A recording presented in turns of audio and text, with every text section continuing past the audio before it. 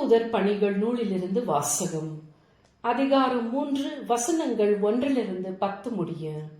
ஒரு நாள் இறைவேண்டல் செய்யும் நேரமாகிய பிற்பகல் 3 மணிக்கு பேதுருவும் யோவானும் கோவிலுக்கு சென்றனர்.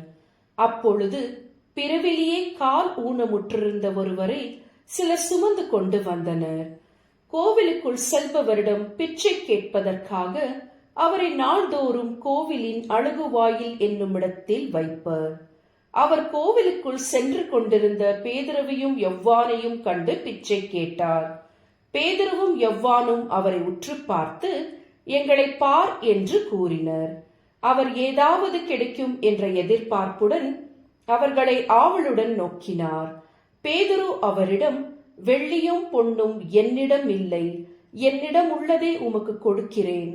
நசரேத்து இயேசு கிறிஸ்துவின் பேரால் எழுந்து நடந்திடும் என்று கூறி அவரது வலக்கையை பற்றி பிடித்து தூக்கிவிட்டார். உடனே அவரது காலடிகளும் கணுக்கால்களும் வலம்படைந்தன. அவர் குதித்தெழுந்து நடக்கத் தொடங்கினார். துள்ளி நடந்து கடவுளை போற்றியவாறே அவர்களோடு கோவிலுக்குள் சென்றார்.